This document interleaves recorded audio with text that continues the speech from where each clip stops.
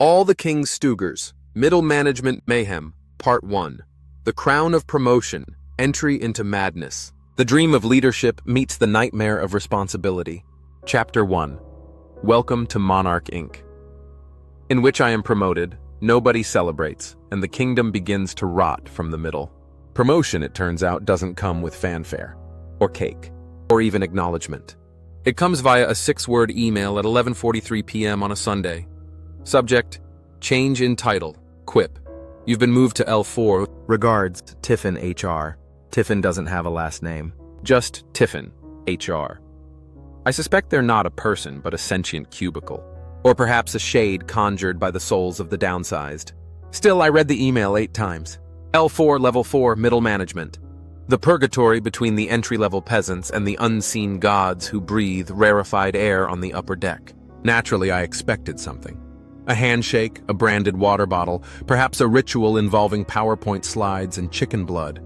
Instead, I arrived Monday to find my nameplate scratched out in biro and replaced with one that simply read, Q. Swan, Manager, Provisional. A word that dangles like a noose made of dental floss. Let me be clear, I did not ask for this. My previous job, Associate of Operational Liaison Facilitation, was vague, unimportant, and beautiful. I spent years perfecting the art of looking busy without producing a single outcome. A kind of bureaucratic Tai Chi. And now this. I reported to my new floor, Level 4, North Quadrant, directly adjacent to the Department of Strategic Refocusing and across from a door that reads, simply, Do Not Enter, Legacy System. I suspect that's where they keep the bodies. Or it. My new team consisted of 7 people I'd never met, one who might be asleep in the server cabinet, and a mysterious figure named Blevins, who only communicates via sticky notes left under bathroom stalls. My predecessor, a man named Carl, left no instructions, no notes, and no farewell. Just a single laminated quote pinned above his desk. Leadership is about visibility. Be seen, be vague. Monarch Management Principle number 12. Carl, I later learned, vanished during last year's budget review and was absorbed into special projects. A department so secret, even the building's fire plan omits it. Still, I sat in his chair, a bit damp, logged into his computer, password, guess again, talk to 3, and began the process of becoming what I most feared, a Stooger. For context, at Monarch Inc., Stooger is both insult and job description. Coined by the rebels in legal during the 2015 morale implosion, it refers to middle managers who enforce royal edicts from the top with blind devotion and zero comprehension. We are the King's Stoogers, messengers of madness, lanyard-wearing lunatics in business-casual tunics. I hadn't even finished my first Outlook password reset when I received my first commandment. Slack message from Tiffin HR. Hey, can you pop into the Royal Onboarding Zoom? You'll be speaking. Slides attached. Attachment. Middle Management. Ascension Ceremony Final 12 V7. PPTX. Naturally, I clicked it. What followed was a 54-slide presentation about the journey of the middle tier, which included a bar graph showing employee morale versus compliance, an animation of a sword descending into an org chart, and a diagram titled The Value Funnel. Don't ask what it means. Then, slide 27. My name. Quentin Swan, new Regional Alignment Integration Liaison Manager, West North Division. The job title changes depending on which hallway you stand in. I'm not even sure what we align or integrate, but I've seen blueprints that suggest it might involve birds. After the ceremony, attended only by 2 interns, one of whom was actively playing Minesweeper, I returned to my desk to find my welcome gift. A single unsigned card with raised gold lettering, You are now responsible. Act accordingly, or be replaced accordingly. No cake, no balloons. Just the slow, creeping realization that everything I once mocked was now my daily uniform. Naturally, I tried to resign by 3 p.m., but HR's resignation portal requires managerial clearance, which I now provide to myself. Attempting to resign triggered a recursive approval loop that has, to this day, not resolved. I receive weekly reminders that I must review my resignation request, which I deny. To myself, repeatedly. There's a metaphor in there somewhere. Probably in Comic Sans. By the end of day 1, I had discovered the following truths. 1. The only copy of the department handbook is chained to a filing cabinet no one can open. 2. My team communicates exclusively through emojis and the occasional passive-aggressive GIF. 3. The coffee machine dispenses productivity brew, a substance later revealed to contain 30% crushed Tic Tacs and 70% ambition dust. 4. The upper deck is real, but no one has ever returned from it. I also found a post-it note beneath my desk drawer, scrawled in shaky penmanship. They don't want results. They want rhythm. Keep moving, keep smiling. Never stand near the copier at 4 p.m. The copier. I would learn its secrets soon enough. For now, I leave you with this excerpt from Monarch Inc.'s Employee Handbook, Appendix 9. Thought Compliance. At Monarch, we encourage innovation, provided it aligns precisely with existing procedures and does not make anyone uncomfortable, confused, excited, or interested. Welcome to the kingdom.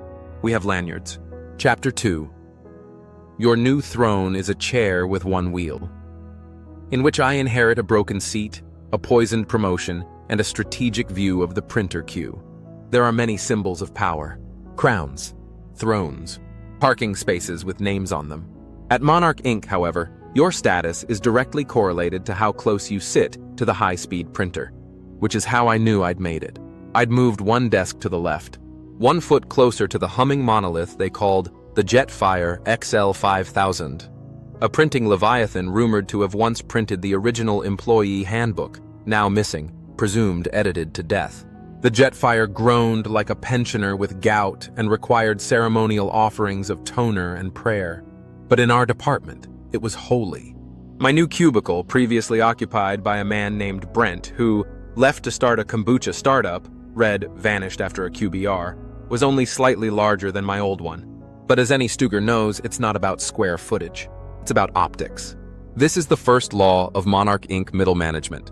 Optics, outcomes, always look productive. Results are for suckers. Monarch Inc. internal maxim, leaked, redacted, and laminated. So I sat down and promptly slid half a meter to the left. The chair, a vintage Monarch Mark IV swivel unit, circa 2008, had precisely one working wheel. The others were either jammed, missing, or replaced with rubber stoppers fashioned from stress balls. Someone had attempted to stabilize it with a folded coffee loyalty card wedged under the right leg. It failed. I spent the first hour of my upgraded status slowly orbiting my desk like a confused satellite, dragging one shoe across the carpet for balance and pretending this was normal. It was at that moment that Miriam from procurement walked by, glanced at my awkward seating posture, and offered a single raised eyebrow, the Monarch equivalent of a formal review. Let me be clear, this wasn't incompetence. It was ritual. Monarch Inc. doesn't upgrade your chair when you get promoted. You're meant to struggle. You're meant to suffer. If your seat doesn't injure you at least once a week, you're seen as detached from the trenches. I tried requesting a new chair using the Monarch Facilities portal. I was met with the following automated response. Facilities ticket, number 91372. Chair replacement requests must include a detailed injury report, a doctor's note, managerial sign-off, photo evidence of exposed springs, a minimum of 30 days reflection, estimated response time, 4 to 6 fiscal quarters. I submitted a request for a lumbar support cushion instead. That ticket was immediately flagged as unpatriotic. In lieu of medical help, I was offered a mouse pad with the Monarch logo and the slogan, "Sit with pride, suffer with purpose." Meanwhile, being one desk closer to the printer came with responsibility. My job now included queue arbitration. The Jetfire XL5000 has a tendency to jam when two departments send print jobs at once. Marketing prints in color. Finance prints in rage. And both believe the machine belongs to them.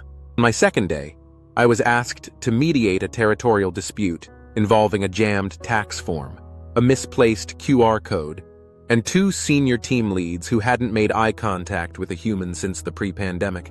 "Quip," said Zoe from Accounts Payable, glaring at me over the partition like a disgraced duchess. "I printed first." "Yes, but the tray was already occupied," countered Hank from Marketing, dressed entirely in chartreuse and malice. "That makes it contested airspace." They were both holding pens like weapons. Printer whirred ominously between them. I stepped in with the grace of a man who had no authority and a chair that moved on its own. "Let's remember," I said. "We're all on the same spreadsheet." Silence. Then a slow nod from Zoe. Hank gave a reluctant grunt. The paper jam cleared itself. I was hailed as a neutral print lord in the next department-wide email. Subject: Printer Protocol Update. From Facilities, Auto. In response to recent tensions near the Jetfire XL 5000, we've instituted a 3-print per manager policy. Disputes will be escalated to L5 Print Council. See Quip Swan L4 for interpretation.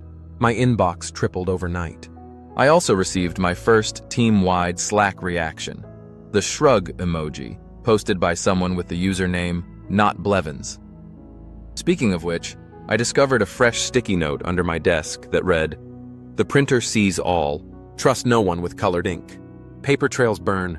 Began keeping a file titled Blevins Manifesto, for legal reasons.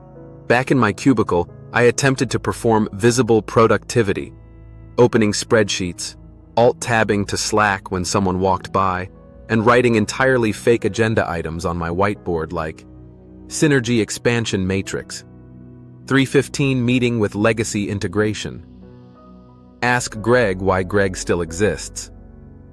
That last one was about Greg the Ficus, who now sat beside me like a silent bodyguard. He had outlived 3 managers and absorbed more secrets than the compliance department.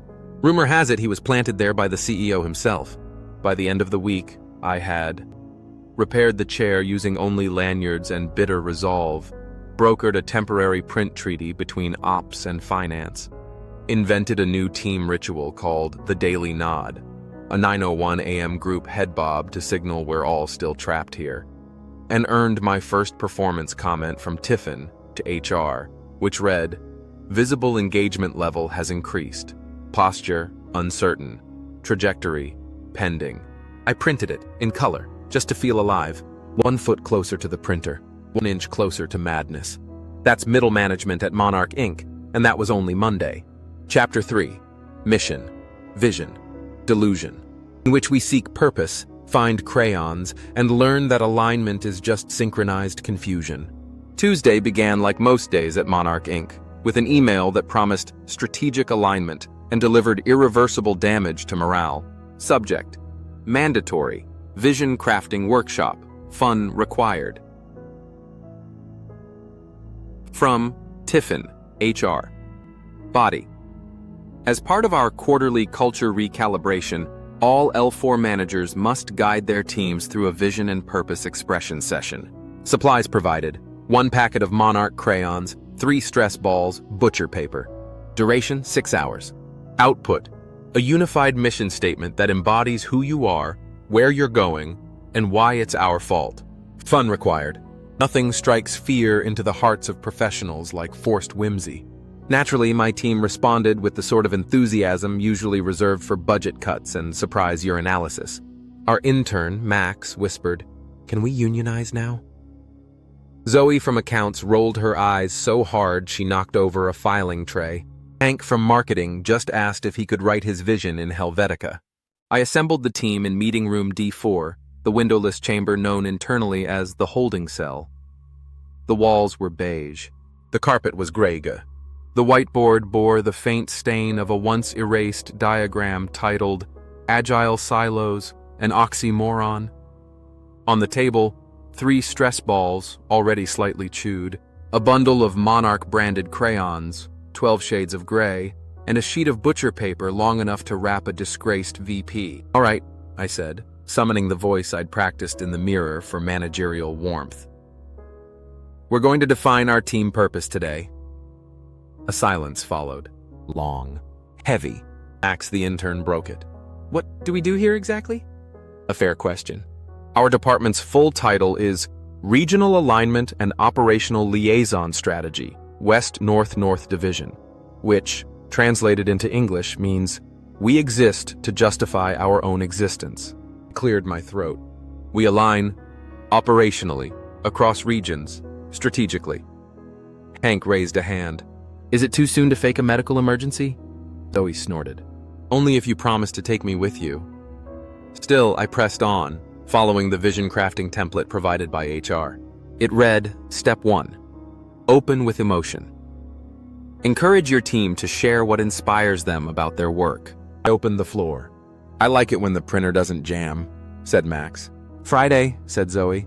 Honestly, it's the snacks, Hank admitted, crayon already in hand. Progress. Step 2. Visualize purpose. Have your team draw the department's mission using only the provided crayons. Let me tell you something. Nothing accelerates existential crises like asking grown adults to draw their life's purpose using corporate graphite and inspirational slate.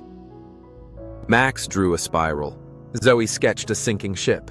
Hank handed me a surprisingly detailed depiction of a man being eaten by his own calendar. It's symbolic, he said. I contributed a stick figure shrugging under the Monarch logo. Greg the ficus, observing from the corner, looked more engaged than any of us. We moved to the next step. Step 3. Slogan, sprint. Create a catchy team slogan that captures your shared values and long-term vision. Suggestions included, We align so you don't have to. Monarch North North, we're still here. Operational liaison, strategically confused. Whatever you need, we route it elsewhere. HR later rejected all of these for tone. At this point, Zoe was using her stress ball to physically erase her drawing. Max had quietly disappeared under the table, claiming he was deeply visualizing. Hank had taken to sketching KPI graphs shaped like tombstones. It was beautiful. And then the fire alarm went off. We were not evacuated. This was not a fire alarm, but something more sinister. The culture bell, rung whenever a team completes their vision statement and submits it to the Culture Keepers, an internal think tank composed entirely of people on extended sick leave. This meant that nearby Team K3, Competitive Restructuring Enablement, had finished their statement early. It also meant we were now, in the words of the official policy, lagging in culture compliance. From Tiffin, HR. Reminder, unaligned teams by EOD will be logged for morale auditing. Please encourage creativity with urgency. Vision is vital purpose with passion. We buckled down. I took charge and started combining everyone's contributions into a single cohesive mission. Like some kind of desperate motivational Frankenstein. Here's what we came up with. We, the Regional Alignment and Operational Liaison Strategy, West-North-North Division, exist to harmonize chaos through coordinated indecision, bridging meaningless silos with performative urgency, driven by the monarch spirit of visible effort and unprovable value. I paused. No one laughed. Then Zoe said, "That's the most honest thing I've ever heard." We submitted it. It was immediately flagged by the system with a bright red banner. Error. Statement exceeds sarcasm threshold. Suggested edits. Replace meaningless with cross-functional and unprovable with aspirational. Would you like to rephrase using our tone optimizer tool, TM? I clicked no twice. Later, I received a congratulatory message. To Quip Swan from CultureBot 9000. Your team's vision journey has been recorded and celebrated. You are now culturally aligned for Q2. Bonus eligibility under review. We celebrated by going back to our desks and pretending this never happened. Max, before leaving, handed me a fresh sticky note. Scrawled on it, in red crayon. Vision is the lie that makes the labor feel noble. Never trust anyone who uses synergy unironically. Wasn't signed, but I knew who wrote it. Blevins,